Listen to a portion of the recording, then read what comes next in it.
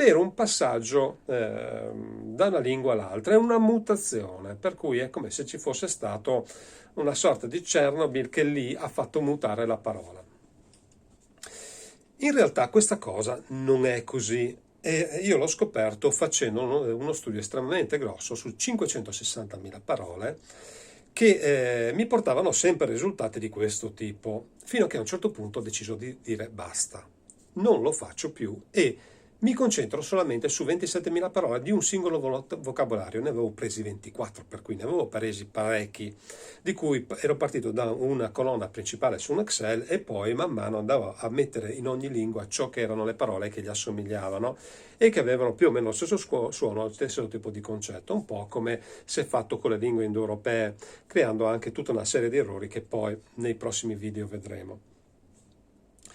Facendo questo lavoro, buttando via nelle immondizie praticamente questo enorme lavoro di poi conferma di quello che erano già stati fatti gli studi di merito, e ho deciso di fare una verifica in maniera diretta su che significato avessero in comune le parole l'una con l'altra, al di là del discorso che hanno le stessi suoni all'interno, per cui la O la troveremo in X parole, la T la troveremo in XY parole e così via.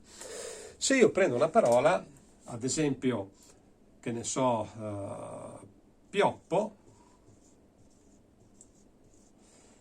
mi trovo con due O al suo interno, una e una 2O al suo interno.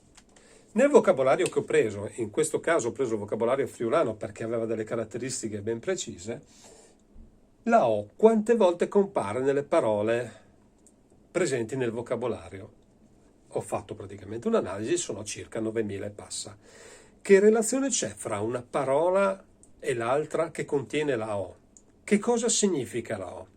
Bene, da qui in poi ho iniziato piano piano a creare una logica per poter capire che cosa significano le singole lettere all'interno delle parole. E quello che è emerso una sottolingua presente in tutti quanti i popoli, sicuramente indoeuropei, ma anche oltre, perché ho visto che anche oltre, che andava a costruire le parole in maniera ben precisa. Si trattava semplicemente di frasi descrittive, per cui quando io andavo a riprendere la parola mi veniva fuori una frase descrittiva. Questa frase descrittiva non è nominativa, cioè non ha dei nomi, non dice cosa sono le cose, semplicemente le descrive, come se io dicessi quella cosa bianca, tonda, con un buco al centro, voi potreste tranquillamente pensare che si tratta di un bidet, mentre io sto parlando di questo. Questa frase che ho detto, essendo che le parole erano singole lettere, era semplicemente una convenzione che diverrà una parola nel poi, grazie alla scrittura. E da qui in poi, piano piano, un passo alla volta, scopriremo nei prossimi video che cosa è successo e ne verranno fuori delle belle. Intanto mettete il like qua sotto se volete scoprire ancora qualcosa di più, in modo che vi tornino i filmati sotto gli occhi per vedere di che cosa parlo.